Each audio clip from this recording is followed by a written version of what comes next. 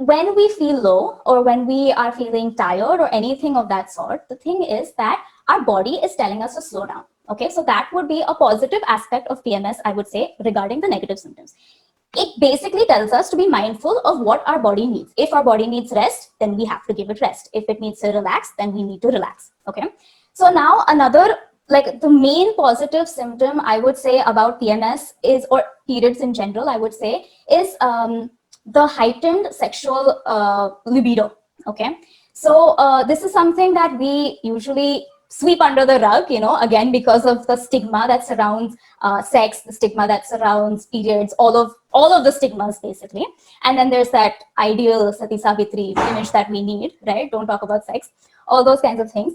So the thing is that we, like I said, we've been educated again that we need to be shameful about all these things. We need to be hush hush about all these things, about periods, and then our sexual appetite and everything. So that's why we suppress all of this. Now, the thing is that we need to take note that this increased sexual arousal, I would say, is actually going to benefit you in a really, really, really positive way in many things. Now, all of the psychological symptoms that we were talking about, especially your low mood, your low self-esteem, your low self-concept, all of these things there are chances that it will enhance, because after sexual activity, there are certain hormones that are secreted, which make us a little more lighter when it comes to our mood. Then when it comes to physiological symptoms, like the painful cramps, maybe some people get headaches, all these kinds of things, they also basically improve or even go away because of period sex. Okay. And then it can also regulate your cycle. Okay. So now the thing is that when we talk about period sex, the only adjectives that are attributed to it are dirty, messy, disgusting, yuck, all these kinds of things, which, okay, messy, I can understand.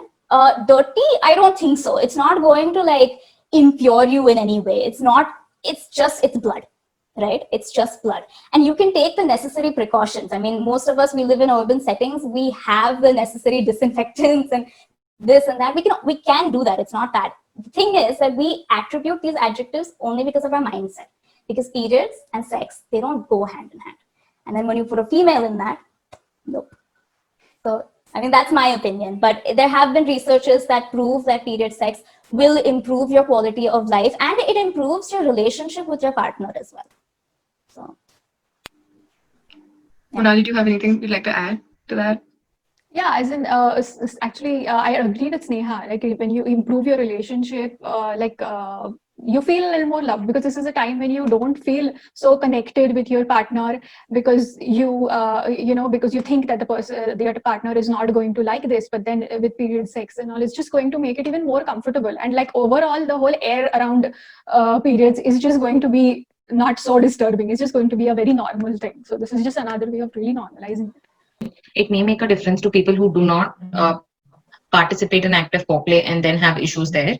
But more so, I have noticed that a lot of patients benefit or feel better after period sex because, like you said, orgasming releases the hormone oxytocin. And that hormone is responsible for drastically reducing your stress. Also, that movement tends to relax your pelvic musculature, and that's like sort of the place where you're feeling frigid in your period. So both of these things, the release of oxytocin and the relaxation of pelvic musculature, both of them lead to reduction in pain cramps, in period cramps. It's absolutely safe to take medication for period pain. Just taking, maybe I know that in most cases, the period pain is most severe on Medicaid, like to the extent that you feel that you need medication, it's only there for a day or two. So taking an antispasmodic, that's the kind of tablet that we get that you call Cyclopam or Meftas as brands that are available. So it's absolutely safe to take a tablet like this on the first 2 days of your period. And in fact, if your symptoms are getting really bad, if you're having terrible PMS symptoms or terrible period cramps, the options that doctors offer to you are, if you're having a lot of mood changes, then we offer a very mild kind of antidepressant called as SSRIs, which a psychiatrist ideally prescribes to you. And if you're having other physical symptoms a lot, then a gynecologist will also offer you the option of taking oral contraceptives. So depends on where you're at. If you're taking one occasionally, like a painkiller, that's completely safe, completely fine, as long as you don't have kidney disease. So please make sure that you check with a doctor if you're having any long-term condition. So anxiety is something that we can definitely deal with. Not if there are, you can CBT, that is cognitive behavioral therapy. That is one thing that you can explore when it comes to anxiety. And few basic things that a person can do at home is doing some sort of stress buster exercises like meditation or breathing techniques, things like that. And just basically finding out the causes of your anxiety. Like suppose you are feeling anxiety because you are feeling lonely or unheard, you just try to communicate it with people. You get some weight off your shoulder, you discuss your feelings with your people, or try to express, and then that will just help you feel understood, as things like that. So there are these certain coping strategies also that you can use, where overall you'll just feel a little more better about yourself and about what you're experiencing, and that will definitely reduce your anxiety.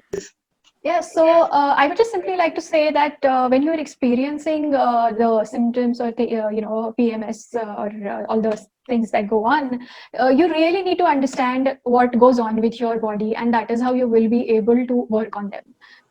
You really need to accept certain things. It is okay to feel so many things. You need to accept the fact that there are mood swings that are coming your way, and all these things are like, the more accepting you are of all of this, the more easier it's going to get for you to be able to work around them. Right? So that is just one thing that I would like to say. And obviously, if you are going through mental health issues, please, Exactly. please go to a professional.